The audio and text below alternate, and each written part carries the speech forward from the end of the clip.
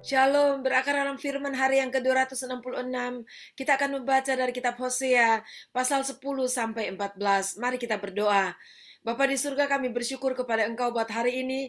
Kami dapat membaca dan menyelesaikan dari kitab Hosea, dan biarlah Tuhan memberkati pembacaan kami dalam nama Tuhan Yesus. Amin. Pasal 10. Israel adalah pohon anggur yang riap tumbuhnya, yang menghasilkan buah. Makin banyak buahnya, makin banyak dibuatnya mezbah-mezbah. Makin baik tanahnya, makin baik dibuatnya tugu-tugu berhala. Hati mereka licik, sekarang mereka harus menanggung akibat kesalahannya. Dia akan menghancurkan mezbah-mezbah mereka, akan meruntuhkan tugu-tugu berhala mereka. Sungguh, sekarang mereka berkata, kita tidak mempunyai raja lagi, sebab kita tidak takut kepada Tuhan. Apakah yang dapat dilakukan raja bagi kita? Mereka membual, mengangkat sumpah dusta, mengikat perjanjian, sehingga tumbuh hukum seperti pohon upas di alur-alur ladang. Penduduk Samaria gentar mengenai anak lembu Bet Awen.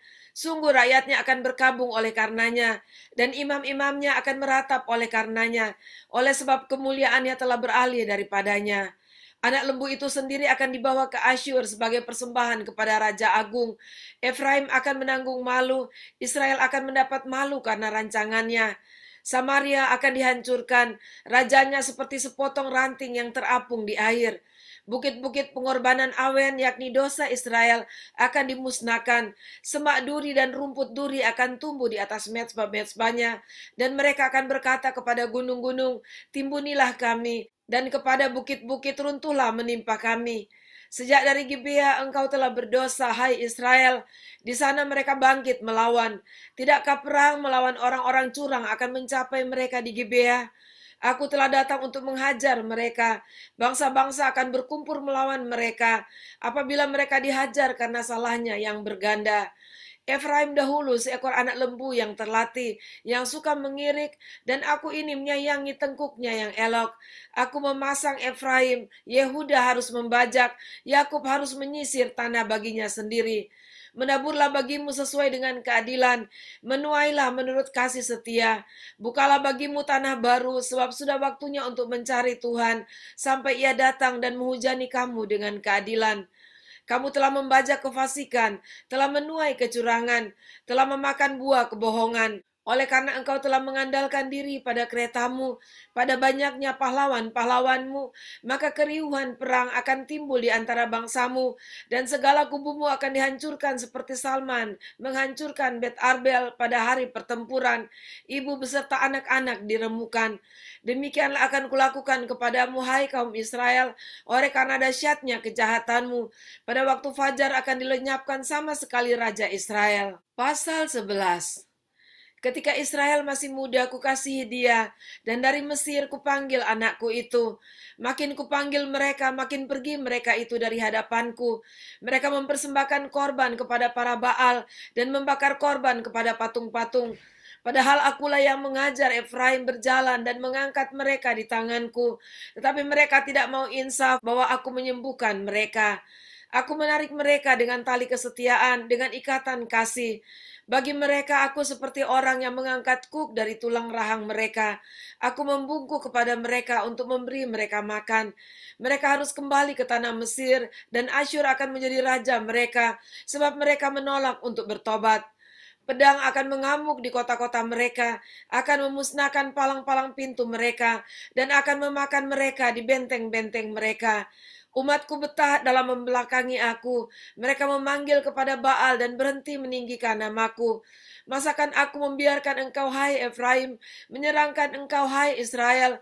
Masakan aku membiarkan engkau seperti Atma, membuat engkau seperti Seboim? Hatiku berbalik dalam diriku, belas kasihanku bangkit serentak. Aku tidak akan melaksanakan murkaku yang bernyala-nyala itu, tidak akan membinasakan Efraim kembali. Sebab aku ini Allah dan bukan manusia, yang kudus di tengah-tengahmu, dan aku tidak datang untuk menghanguskan. Mereka akan mengikuti Tuhan, ia akan mengaum seperti singa. Sungguh ia akan mengaum, Maka anak-anak akan datang dengan gemetar dari barat, seperti burung dengan gemetar datang dari Mesir, dan seperti merpati dari tanah Asyur. Lalu aku akan menempatkan mereka lagi di rumah-rumah mereka. Demikianlah firman Tuhan. Dengan kebohongan aku telah dikepung oleh Efraim, dengan tipu oleh kaum Israel. Sedang Yehuda menghilang dari dekat Allah, dari dekat yang Maha Kudus yang setia. Pasal 12. Efraim menjaga angin dan mengejar angin timur sehari suntuk, memperbanyak dusta dan pemusnahan. Mereka mengadakan perjanjian dengan Asyur dan membawa minyak kepada Mesir. Tuhan mempunyai perbantahan dengan Yehuda. Ia akan menghukum Yakub sesuai dengan tingkah lakunya dan akan memberi balasan kepadanya sesuai dengan perbuatan-perbuatannya. Di dalam kandungan ia menipu saudaranya, dan dalam kegagahannya ia bergumul dengan Allah. Ia bergumul dengan malaikat dan menang. Ia menangis dan memohon belas kasihan kepadanya. Di Betel ia bertemu dengan dia, dan di sanalah dia berfirman kepadanya, yakni Tuhan Allah semesta alam, Tuhan namanya.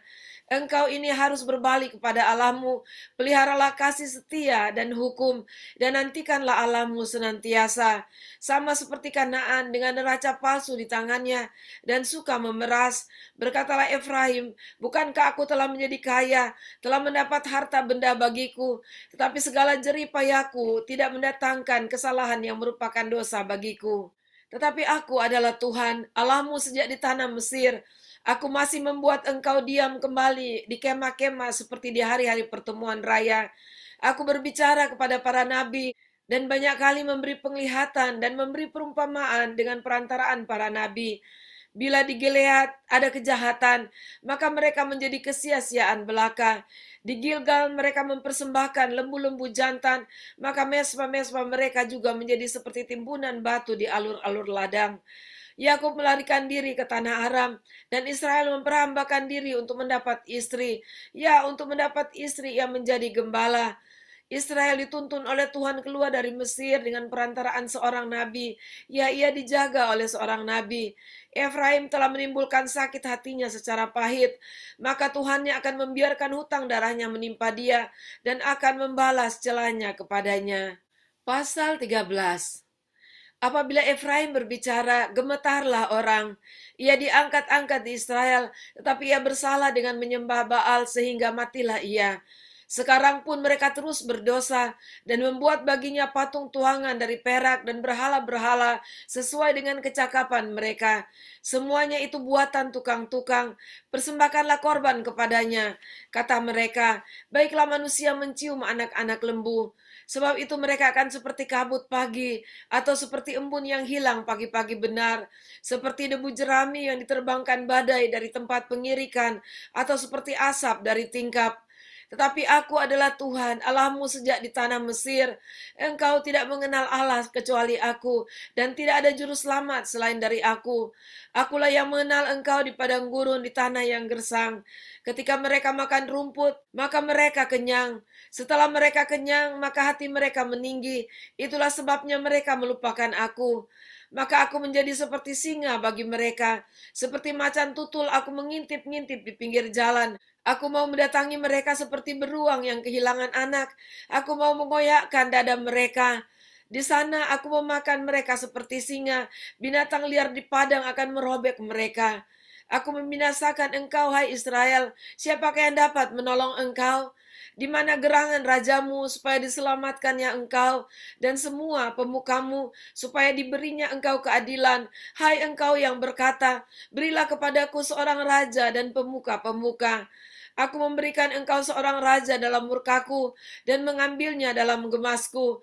Kesalahan Efraim dibungkus, dosanya disimpan.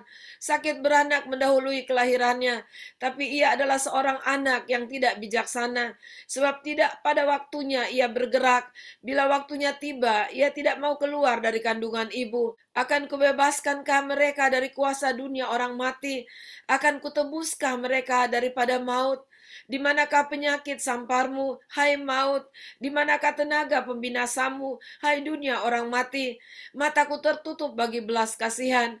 Sekalipun ia tumbuh subur di antara rumput-rumput, maka angin timur, angin Tuhan akan datang, bertiup dari padang gurun, mengeringkan sumber-sumbernya, dan merusakkan mata-mata airnya.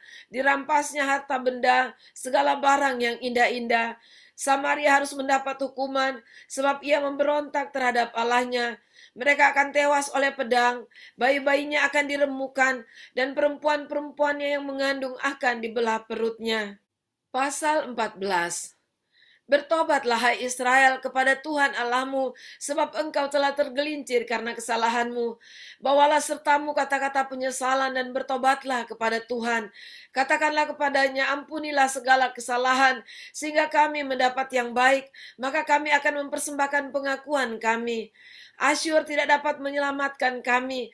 Kami tidak mau mengendarai kuda, dan kami tidak akan berkata lagi, ya Allah kami, kepada buatan tangan kami, karena engkau menyayangi anak yatim.